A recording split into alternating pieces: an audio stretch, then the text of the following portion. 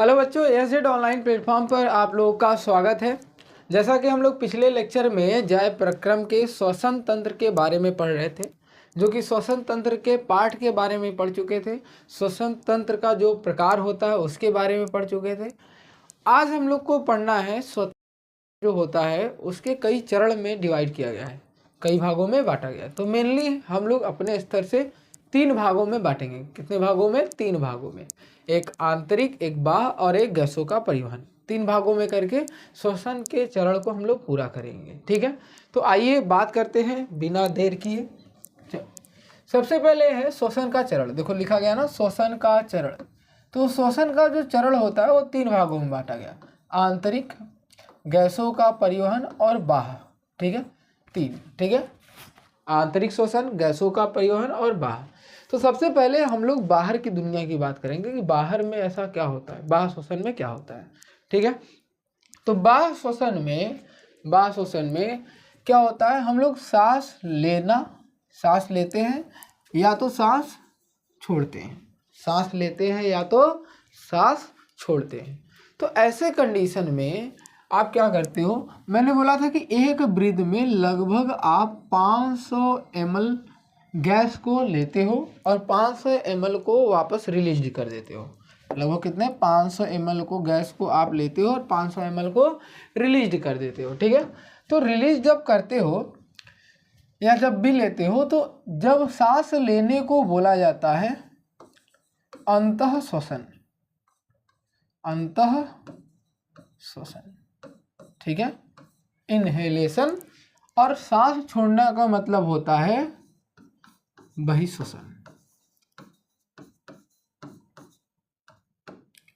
ठीक है, 2 टर्म, सांस का लेना अंतः श्वसन, सांस का छोड़ना बहिश्वसन। तो आप जब सांस लेते हो तो उसमें आपके पास CO2, कार्बन डाइऑक्साइड और नाइट्रोजन और कुछ वाटर के मॉलिक्यूल होते हैं। ठीक है, तो यहाँ पर बात करते हैं O2 आप कितना लेते हो, तो लगभग 20.9 से लेकर 21.2% तक। ठीक है, 100% गैस में से इतना परसेंट ऑक्सीजन होता है। उसमें कार्बन डाइऑक्साइड 0.042% होता है। ठीक है, और नाइट्रोजन जो होता है लगभग में 78% होता है। कितना परसेंट होता है? 78। अब कुछ पॉइंट जो होता है वो धूल कण आपके वाटर के मॉलिक्यूल होते हैं। ठीक है, बहिश्वसन में ऑक्सीजन जो होता है बाहर 16.8% तक बाहर आ जाता है। लगभग 4% क्या करते हैं हम लोग, ऑक्सीजन का यूज करते हैं। ठीक है, कहाँ पर यूज करेंगे अभी बात करते हैं हम। और कार्बन डाइऑक्साइड जो होता है वो 3.94 से लेकर 4.02% तक होता है। ठीक है, ये सब वैल्यू जो होती है अप्रॉक्स वैल्यू लिखी है। और नाइट्रोजन जो होता है, नाइट्रोजन गैस, वो लगभग 78%, जितना गया होता है उतना ही वापस आ जाता है। तो इसका मतलब है कि ऑक्सीजन जो होता है O2 वो श्वसन में भाग लेता है, श्वसन में भाग लेता है। ठीक है, लेकिन यहीं पर N2 नाइट्रोजन की बात करेंगे तो आप लिखोगे श्वसन में भाग नहीं लेता है, नहीं लेता है। सबको क्लियर है? क्योंकि जितना परसेंट एंट्री किया था उतना ही इजिट भी है, लेकिन ऑक्सीजन में ऐसा नहीं है। तो हम लोग एक्सटर्नल जो आपका बाह्य श्वसन है उसमें हमने समझा कि कितना हमारी बॉडी में, लंग्स में कितने ऑक्सीजन परसेंट किस हिसाब से डिवाइड होके कैसे कैसे बना हुआ है। यहाँ तक क्लियर है? अब ध्यान से सुनो, जब आपका इतना क्लियर है तो इसके बाद जो ऑक्सीजन होता है, अब ऐसे बात करते हैं जनरली, जो ऑक्सीजन होता है वो एटमॉस्फेयर से पहुंचकर आपके फेफड़े में पहुंच जाता है, या तो आपके फेफड़ों में पहुंच जाता है। ठीक है, आपके फेफड़ों में क्या होता है, पहुंच जाता है। फेफड़ों में पहुंचने के बाद नॉर्मल, अगर आपको मैंने परिभाषा सिखाया था कि श्वसन तंत्र क्या होता है, तो श्वसन तंत्र में हुआ क्या था कि जितना भी ऑक्सीजन हम लोग यूज करते थे, ऑक्सीजन की मदद से फूड को ऑक्सीडाइज करके ऊर्जा गेन करते थे। और ये कहाँ होता है, माइटोकॉन्ड्रिया में होता है, मतलब हर एक सेल तक होता है। तो अभी तक हमारे पास ऑक्सीजन जो है वो कहाँ पर है, लंग्स में, कहाँ पर है, फेफड़ों में। अब फेफड़ों से लेकर पूरे हर एक कोशिका तक पहुँचाना पड़ेगा किसको, ऑक्सीजन को, ठीक है। तो ये कैसे पहुँचता है यही हम लोग बात करेंगे, ठीक है। ध्यान सुनना, जब तक एनर्जी हम लोग को मिलेगी नहीं तब तक ये कंप्लीट प्रोसेस समझ में नहीं आएगा, ठीक है। तो पहला ये था कि श्वसन में O2 भाग लेता है, N2 नहीं लेता, किस परसेंट से डिवाइड हुआ, इस परसेंट से डिवाइड हुआ, कैसे कैसे हुआ, ठीक है। तो हमारे लंग्स में यही इस प्रकार से क्या होता है, ऑक्सीजन प्रवेश करता है, किसके माध्यम से, तो आप लोग को मैंने पहले वाले लेक्चर में बताया था कि वायु कूपिका की मदद से ये पहुँचता है। आई होप कि इतना आपको क्लियर होगा, ठीक है, कोई दिक्कत नहीं है ना। चलो आगे नेक्स्ट टॉपिक है इसी में, जब हम हवा, देखो बोला गया सांस लेने की क्रिया विधि बताई गई है। जब हम लोग हवा में सांस लेते हैं, जब सांस अंदर की तरफ जाता है तो देखो दो तरीके से सांस अंदर जाएगा, तो ये क्या होगा, ध्यान सुनो, इस समय देखो डायफ्राम ये आपका, ठीक है, तो अंदर आएगा तो लंग्स की साइज क्या होगी, बड़ी होगी, लंग्स साइज क्या होगी, बड़ी होगी। तो डायफ्राम नीचे की तरफ आएगा तो डायफ्राम की साइज क्या हो जाती है, छोटी हो जाती है। लेकिन जब बॉडी से हवा बाहर की तरफ निकलता है, कहाँ निकलता है, बाहर की तरफ, तब लंग्स की साइज अंदर की तरफ घुस जाती है, तो इस समय इसकी साइज क्या हो जाती है, बड़ी हो जाती है। मतलब जब भी लंग्स छोटा होगा डायफ्राम क्या हो जाएगा, बड़ा हो जाएगा, और जब भी लंग्स बड़ा होगा तो डायफ्राम की साइज क्या हो जाएगी, छोटी हो जाएगी, ये याद रखिएगा। अब यही क्रिया विधि आपको एक बॉटल जार के अंदर करके दिखाया गया है।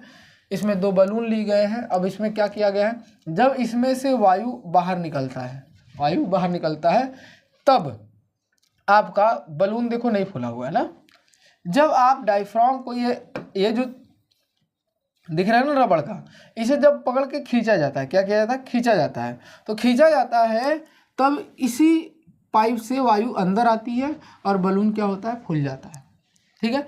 तो ये एक्टिविटी करके दिखाई गई है कि एक्चुअल में सांस लेने की क्रिया विधि कैसे आप बता सकते हो। बोला गया है कि तो डायफ्राम मांसपेशियों को सिकुड़ती है, सिकुड़ गई, और नीचे की ओर बढ़ती है। जब सिकुड़ने के बाद नीचे की ओर बढ़ती है तो ऐसे कंडीशन में छाती का गुहा फैलती है, मतलब जो भी आपका फेफड़ा होता है वो क्या होता है, फैलता है, और हवा फेफड़ों में प्रवेश करता है, हवा जो होता है लंग्स में प्रवेश कर जाएगा।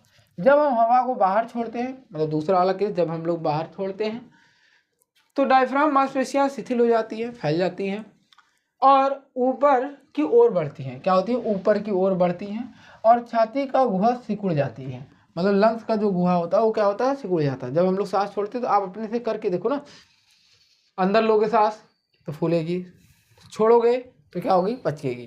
तो ऐसे कंडीशन में क्या होता है, ऐसे कंडीशन में क्या होता है, ब्रीदिंग होता है। क्या होता है, ब्रीदिंग होता है, सांस का प्रक्रम होता है, ठीक है, स्वच्छंद वास होता है, ठीक है। तो अब आपसे पूछा जाएगा कि मैकेनिज्म ऑफ ब्रीदिंग, ठीक है, और रेस्पिरेशन, श्वसन में क्या अंतर होता है, मतलब सांस लेना और सांस छोड़ना, ठीक है, और श्वसन में क्या अंतर होता है। तो श्वसन एक तरह की ऐसी प्रक्रिया है जिसमें आप ऊर्जा बनाते हो और ऑक्सीजन की मदद से बनाते हो, लेकिन यहाँ पर ऐसा कुछ प्रक्रम नहीं है कि ऊर्जा बनेगा। यहाँ पर सिर्फ एक ही प्रक्रम बताया गया है कि सांस अंदर जाना और सांस बॉडी से बाहर आना, ठीक है, क्लियर है। चलो लास्ट में हम लोग इसके क्वेश्चन भी करेंगे कि किस प्रकार से बोर्ड में पेपर में क्वेश्चन पूछा जाएगा, उसको कैसे तरह से उत्तर लिखा जाएगा, सब कुछ बताया जाएगा, ठीक है। आगे हम लोग टॉपिक में बात करते हैं गैसों का परिवहन। क्या बात करते हैं, गैसों का परिवहन कैसे होता है। जैसे आप समझो कि आपकी बॉडी में जो छोटे छोटे एल्वली पाए जाते हैं, ठीक है, लंग्स के अंदर छोटे छोटे बलून लाइक स्ट्रक्चर पाए जाते हैं। अच्छा, एल्वली के बारे में मेरे हिसाब से शायद आप नहीं पढ़े होंगे, हो सके प्रीवियस लेक्चर में छूट गया होगा। तो जो वायु कूपिका होता है, ध्यान से देखो, यहाँ पर पढ़ा दे रहा हूँ मैं, जो वायु कूपिका होता है, मैं सीट में दे दूंगा, पीपीटी में जब दूंगा तो यहाँ पर लिख के दे दूंगा। वायु कूपिका जो होता है, इसका स्ट्रक्चर जो होता है, संरचना जो होता है, संरचना वो कैसी होता है, कैसी, तो आप बोलोगे बलून की तरह होती है। कैसी होती है, बलून लाइक होती है, ठीक है, एक गुब्बारे के जैसा होता है, मतलब ऐसा समझो कि गुब्बारा ऐसा है, ठीक है। इस गुब्बारे के ऊपर क्या होता है, बहुत सारी नसी ऐसे दौड़ी होती है, ठीक है, इसके ऊपर ऐसे बहुत सारी नसी होती है, इसी से जुड़े बहुत सारी नसें होती हैं, ठीक है। और दूसरी बात कि इसी नसी से क्या होता है, इसी नसे से क्या होता है, बहुत सारे वेन, आर्टरी और सिरा जुड़े होते हैं, ठीक है। मतलब ऐसे समझो कि बलून, ऐसे समझो, बता रहा हूँ बच्चों, ऐसे उंगली है, ठीक है, इन उंगलियों के इस तरीके से मैच करो, ठीक है, ऐसे हो गया, बीच में बलून हो गया, बीच में क्या हो गया, बलून। तो एक तरफ से ब्लड आता है और एक तरफ से ब्लड चला जाता है। एक तरफ से ऑक्सीजनेटेड ब्लड आएगा, ठीक है, जिसमें ऑक्सीजन की मात्रा होगा, और दूसरे में चला जाएगा मतलब CO2 की मात्रा होगा। तो यहाँ पर क्या होता है, गैसों का एक्सचेंज होता है ना। गैसों का एक्सचेंज एक्चुअल में कहाँ होता है, वायु को क्या होता है, इसी प्रकार से होता है, ठीक है, क्लियर है। चलो, तो मेन हम लोग को पढ़ना है कि गैसों का परिवहन कैसे होता है। तो एक चीज़ समझो, जब बलून के पास आता है, लंग्स में जब ब्लड आता है, प्रवेश करता है, तो ऐसे कंडीशन में होता क्या है, तो जो वायु कुपिका होता है, ठीक है, वायु कुपिका जो होता है वो इन ब्लडों को जो यहाँ पर चेंज हो रहे हैं O2 से CO2 में, ये जो ऑक्सीजनेटेड मतलब ऑक्सी आपके रक्त हैं, ऑक्सीजन वाले को इसमें अंदर डाल देगा, और यहाँ से जो CO2 आ रहा था, CO2 मिक्स वाला ब्लड, इसको अपने अंदर ले लेगा और यहाँ से ऑक्सीजन देता जाएगा। तो ब्लड में क्या हो जाएगा, ऑक्सीजन। तो पहला ये समझ में आया कि गैसों का परिवहन हमारी बॉडी में कौन करता है, तो रक्त करता है। तो लिखोगे गैसों का परिवहन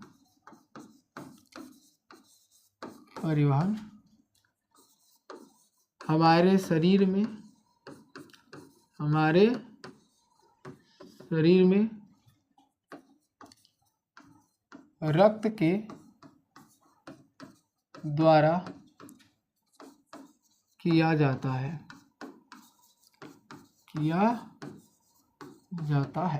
ठीक है। किसके द्वारा किया जाता है, रक्त के द्वारा। अब समझो यहाँ से, अगर आपकी बॉडी में ब्लड है, ब्लड मतलब रक्त, तो रक्त के अंदर बहुत सारे कंपोजिशन होते हैं, रक्त का भी बहुत सारा घटक होता है, क्लास 9 में पढ़े होंगे, 10th में मैं पढ़ाऊंगा, लेकिन अगले अगले टॉपिक में, ठीक है। तो ब्लड में क्या होते हैं, बहुत सारे कंपोनेंट होते हैं, जैसे मैं अभी रफ की तरह बता दे रहा हूँ, जैसे प्लाज्मा, ठीक है, जैसे प्लाज्मा, ठीक। दूसरा रक्त कणिकाएं,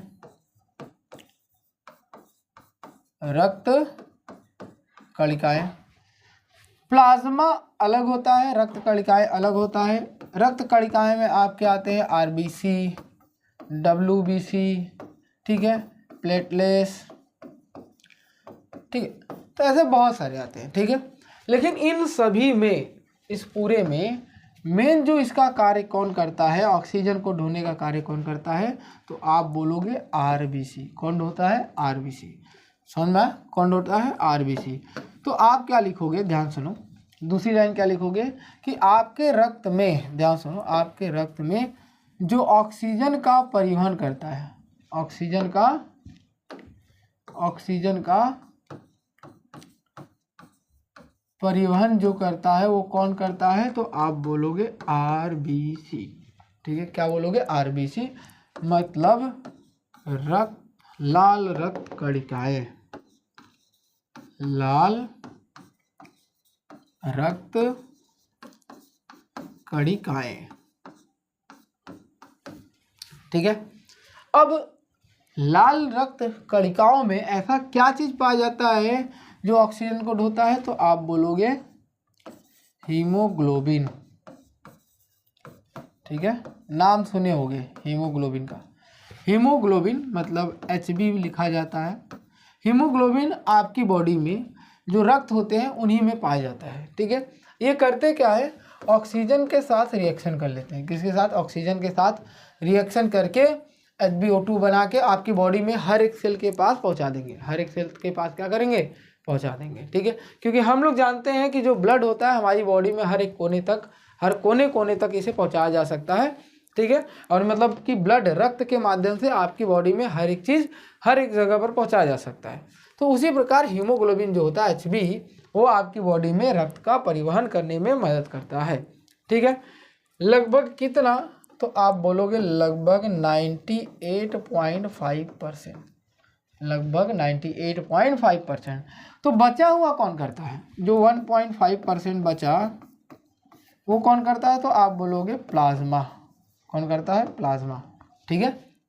अच्छा आप बोलो सर पिछले वाले लेक्चर में तो बताए हैं आप कि जो ऑक्सीजन होता है वो 4% लगभग यूज करते हैं हम लोग, 16% निकला, 16.8 तो कितना परसेंट? 4% यूज करते हैं। लेकिन आप यहाँ पर पढ़ा रहे हैं 100%। तो बोला गया है कि जैसे मान लो ऐसे आपके पास 1 गिलास पानी है, तो 1 गिलास पानी आपको दिया गया है, तो वो आपके लिए क्या होगा? 100%। अब मान लो कि मैंने बोला कि नहीं 1 गिलास पानी रूम में है ही नहीं, आधे गिलास है, तो आधे गिलास में आप काम चलाओगे कि नहीं? तब पर भी आपके जीवन में वो पानी वो आपके लिए 100% ही होगा, क्योंकि आपको पता है कि इतना ही पानी है, तो ये आपके लिए 100% होगा। तो इसका मतलब कि जो हम लोग 4% यूज किए हैं ऑक्सीजन को, वो अपने आप में 100% होगा।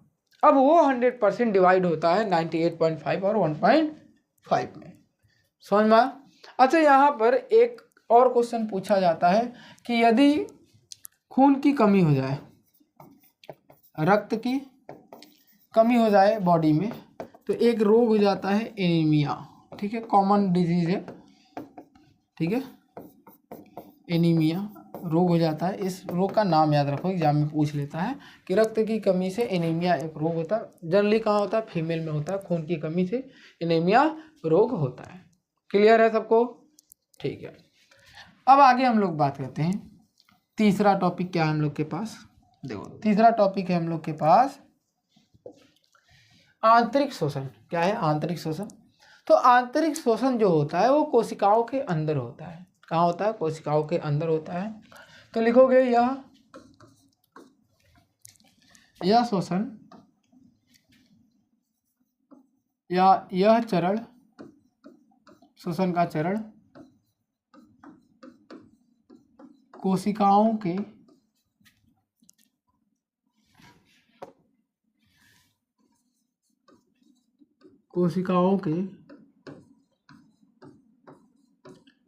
अंदर होता है। अभी समझाऊंगा मैं, ठीक है, परेशान मत होइएगा। कोशिकाओं कहाँ होता है? अंदर होता है। इसलिए दूसरा पॉइंट, इसलिए इसे कोशिकीय श्वसन भी कहा जाता है। श्वसन भी कहा जाता है, इसलिए इसे कोशिकीय श्वसन भी कहा जाता है। क्लियर है? अब कोशिका के अंदर, जैसे मान लो ये कोशिका है, अब कोशिका के अंदर ये कहाँ पर होता है? तो एक छोटा सा एक और कोशिका में पाया जाता है जिसका नाम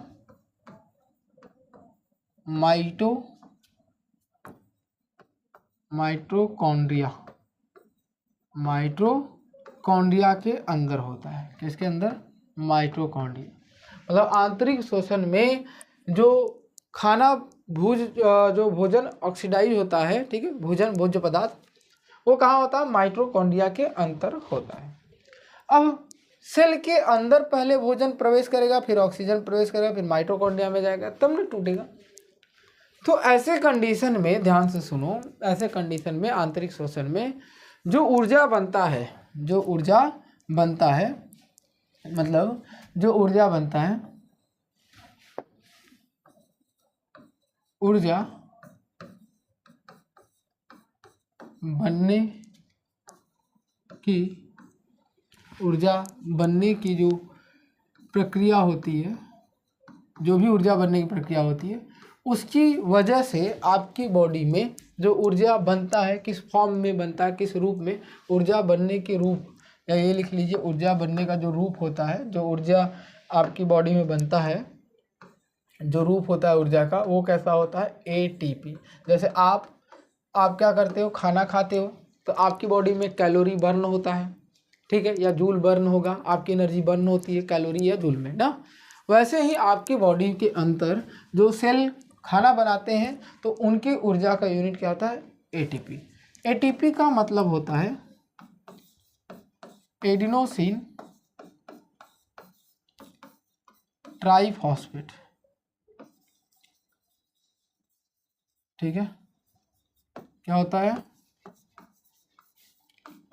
एडिनोसिन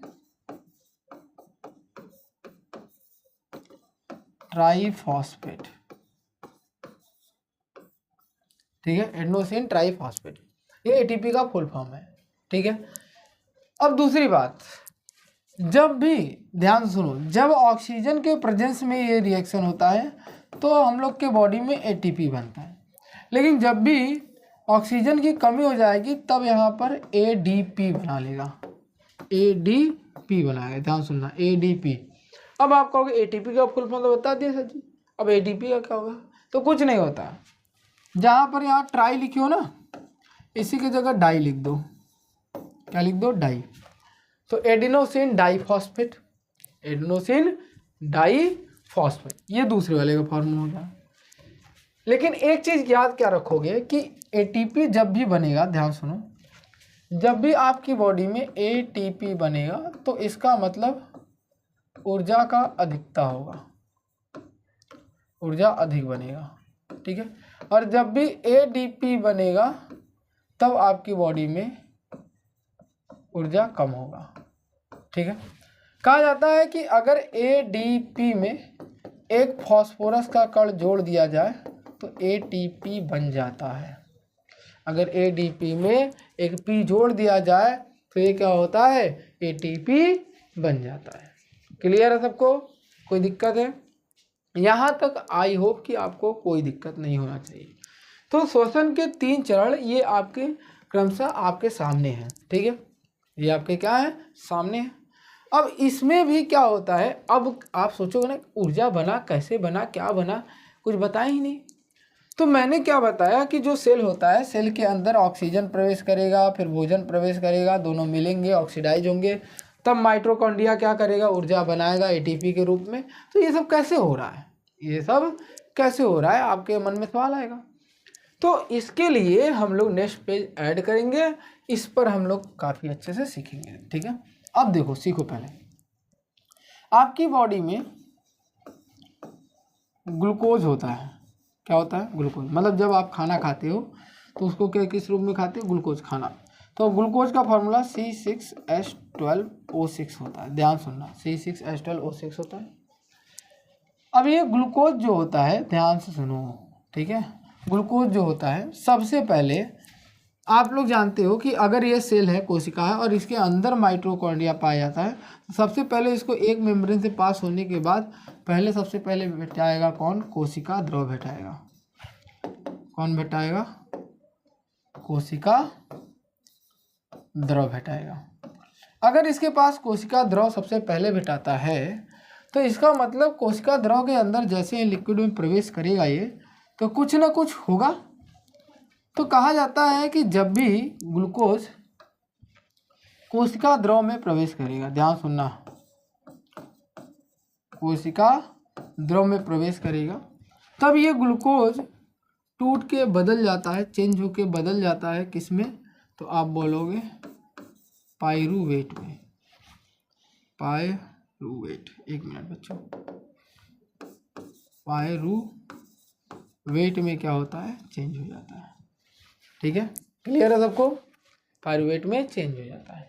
इसका फॉर्मूला जो होता है वो C3H4O3 होता है, ठीक है। अगर स्ट्रक्चर अभी हम लोग बाद में सीख लेंगे, CH3 double bond OC OH, ये फॉर्मूला होता है, तो बाद में हम लोग स्ट्रक्चर सीख लेंगे। कब? जब चैप्टर हम लोग 4 पढ़ेंगे, ठीक है। पाइरूवेट में चेंज हुआ, पहला ये समझना। तो एक चीज़ याद रखोगे कि जब हमारे श्वसन तंत्र के अंदर यदि ग्लूकोज पाइरूवेट में चेंज होता है तो इस प्रोसेस का नाम ग्लाइकोलाइसिस कहलाता है। क्या कहलाता है? ग्लाइकोलाइसिस। क्या कहलाता है? ग्लाइकोलाइसिस, ठीक है। यदि ग्लूकोज पाइरूवेट में चेंज हो रहा है कोशिका द्रव के अंदर तो वो प्रक्रिया क्या कहलाती है? ग्लाइकोलाइसिस। क्लियर है सबको? चलो, अच्छी बात है। अब ध्यान सुनो, अब जैसे ही आपके पाइरूवेट में बदले तो फिर उसके बाद डायरेक्ट प्रवेश किस में करेगा? माइटोकॉन्ड्रिया में। तो जब भी माइटोकॉन्ड्रिया में प्रवेश करेगा, ये ध्यान सुनो, माइटोकॉन्ड्रिया में प्रवेश करेगा, ठीक है, तो उस कंडीशन में इनके बॉडी में क्या बनता है तो आप बोलोगे पहला CO2 बनेगा, H2O बनेगा और भारी मात्रा में ऊर्जा बनेगा। क्या बनेगा? ऊर्जा। और ये ऊर्जा जो बनता है वो ATP के रूप में बनता है। लगभग बॉडी में हमारे स्वस्थ शरीर में लगभग 38 ATP बनता है, नहीं तो किसी किसी बुक में 36 भी दिया रहेगा। वो कंडीशन है कि आपकी बॉडी वर्क कर रही होगी। ठीक है, क्लियर है। लेकिन एक चीज़ ध्यान दो, यहाँ पर किसकी उपस्थिति में, एक चीज़ ध्यान दो, यहाँ पर किसकी उपस्थिति में, तो आप बोलोगे ये जो प्रक्रिया हो रही है माइटोकॉन्ड्रिया, माइटोकॉन्ड्रिया के उपस्थिति में हो रही है। सबको क्लियर है। अब इसके अलावा ध्यान सुनो, इसके अलावा अभी इसको थोड़ा सा हम लोग पीछे कर लेते हैं।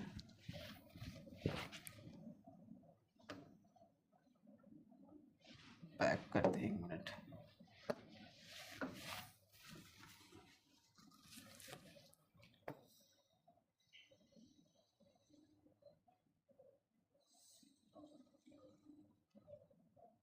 चलो बच्चों, अब देखो यहाँ से ध्यान सुनो, अब ध्यान सुनो।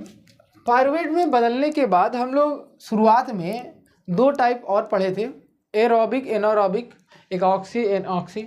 ठीक है, तो दोनों कंडीशन में हम लोग ऑक्सीजन की उपस्थिति में ये जो हुआ माइटोकॉन्ड्रिया, ये कब हुआ तो एक और पॉइंट यहाँ से नोट करोगे, ये तब होता है जब ऑक्सीजन की उपस्थिति हो, O2 के उपस्थिति में। ठीक है, माइटोकॉन्ड्रिया में तभी होगा जब O2 का उपस्थित होगा। अब दूसरी बात करते हैं, अगर मान लो पायरुवेट से, ध्यान सुनना, पायरुवेट से अगर ऑक्सीजन की कमी हो गई, जैसे हम लोग हैवी वर्क करते हैं तो उस समय ऑक्सीजन की हमारी बॉडी में कमी हो जाती है, तो यहाँ पर क्या लिखेंगे, ऑक्सीजन की जब हमारी बॉडी में कमी हो जाए। ठीक है, और ये कहाँ होता है तो आप बोलोगे मांसपेशियों में। कहाँ होता है? मांसपेशियों में। तब हमारी बॉडी में क्या होता है, मांसपेशियों में ऐंठन आ जाती है। ठीक है, क्या हो जाती है? ऐंठन आ जाती है, और उसी को हम लोग नाम देते हैं लैक्टिक अम्ल। क्या नाम देते हैं? लैक्टिक अम्ल। Plus plus plus CO2 gas बनेगा, प्लस ऊर्जा निकलेगा, और यहाँ पर ऊर्जा जो होगा आपको ATP के ही फॉर्म में मिलेगा, लेकिन बहुत कम। ठीक है, इसके बाद यही चीज़ बताया गया कि मान लो ऑक्सीजन हो ही ना, मतलब ऑक्सीजन के अनुपस्थिति में, ठीक है, और ये कहाँ होता है तो आप बोलोगे ईस्ट। कहाँ होता है? ईस्ट। ईस्ट में होता है। अब ईस्ट कहाँ पाया जाता है? जैसे ब्रेड सड़ा हो, संतरा सड़ रहा हो, उसका छिलका, फफूंद लग रहे होंगे, वहीं सब क्या होते हैं? ईस्ट होते हैं। तो जब ऐसा कंडीशन मिले तब ये क्या बनाते हैं? तब बनाएंगे एथेनॉल। क्या बनाएंगे? Ethanol. Ethanol plus CO2 plus ऊर्जा, ये बनाएंगे, और यहाँ पर भी ऊर्जा क्या होगा? बनेगा। ठीक है, एथेनॉल का अगर आपको फार्मूला लिखना है तो आप लिख सकते हो। एथेनॉल होता है C2H5OH, ये इसका फार्मूला है। ठीक है, क्लियर है। लैक्टिक एसिड का फार्मूला C3H6O3 होता है। ठीक है, क्लियर है। मतलब ग्लूकोज से कोशिका द्रव में चेंज होना पायरुवेट से ऑक्सीजन की उपस्थिति में माइटोकॉन्ड्रिया के अंदर CO2 H2O और ऊर्जा बनता है। यहाँ पर मांसपेशी के अंदर तब होता है जब ऑक्सीजन की कमी होती है, उस समय आपकी बॉडी में लैक्टिक एसिड जमा होता है और CO2 बनता है, कार्बन डाइऑक्साइड और ऊर्जा बनता है। यहाँ पर एथेनॉल प्लस O2 प्लस ऊर्जा बनता है। अच्छा, एक प्रश्न और पूछा जाएगा कि यहाँ पर कार्बन के कितने अणु हैं, तो आप बोलोगे 6 अणु है। कितने हैं? लेकिन यहाँ पर कितने हैं तो आप बोलोगे 3 अणु हैं। कितने हैं? 3। तो इस चीज़ का विशेष ध्यान दीजिएगा कि कहाँ पर कार्बन के कितने अणु प्रेजेंट हैं। क्लियर है। और जो प्रोसेस ऑक्सीजन की उपस्थिति में होता है उसका नाम, इस प्रोसेस का नाम क्रेब्स साइकिल दिया गया है, क्रेब्स चक्र। ये प्रश्न आ जाता है कि क्रेब्स चक्र किसे कहते हैं? तो जो एनर्जी ऑक्सीजन की उपस्थिति में माइटोकॉन्ड्रिया के अंदर पाई जाती है उसे हम लोग क्या बोलते हैं? क्रेब्स चक्र बोलते हैं। क्लियर है सबको? चलो ठीक है, नेक्स्ट बात करते हैं हम लोग। कुछ आपके लिए एक्स्ट्रा क्वेश्चन पूछा जाता है। एक्स्ट्रा में कैसे? तो पहला प्रश्न पूछा जाता है कि अमीबा एक जीव है, तो अमीबा में श्वसन किस प्रकार होता है? श्वसन का जो जरिया होता है वो कैसा होता है? तो आप बोलोगे विसरण की प्रक्रिया होती है। ठीक है, किसकी प्रक्रिया होती है? विसरण के थ्रू होती है। दूसरा प्रश्न पूछ सकता है कि मछलियों में जो श्वसन की प्रक्रिया होती है वो किसके द्वारा होती है? तो आप बोलोगे गिल्स के द्वारा। किसके द्वारा? गिल्स के द्वारा। अगर आपसे एक और प्रश्न पूछा जाता, अच्छा अमीबा की जगह आपके पास पैरामीशियम भी मिल सकता है, पैरामीशियम भी मिल सकता है, हो सका है प्लेनेरिया भी मिल जाए, तो दोनों नाम मिल सकते हैं। ठीक है, एक और पूछ सकता है कि केचुआ या तो जोंक। ठीक है, इन दोनों में श्वसन की प्रक्रिया जो होती है वो किसके द्वारा होती है? तो आप बोलोगे त्वचा के द्वारा होती है। किसके द्वारा? त्वचा के द्वारा होता है। तो एक्स्ट्रा क्वेश्चन में ये करके पूछ सकता है कि रेस्पिरेशन की जो प्रक्रिया होती है इन सब जीवों में किस प्रकार से होती है। तो आपको मैंने लिखवा दिया कि अमीबा, पैरामीशियम, चाहे प्लेनेरिया, इन सब में श्वसन की जो प्रक्रिया होती है वो किसके द्वारा होता है? डिफ्यूजन के द्वारा होता है। मछलियों में कैसे होता है? गिल्स के द्वारा होता है। केचुआ या जोंक में किसके द्वारा होता है? त्वचा द्वारा होता है। क्लियर है? तो आपको मैंने 3 चरण पढ़ा दिया, एक बाह्य, एक अंत और एक गैसों का परिवहन।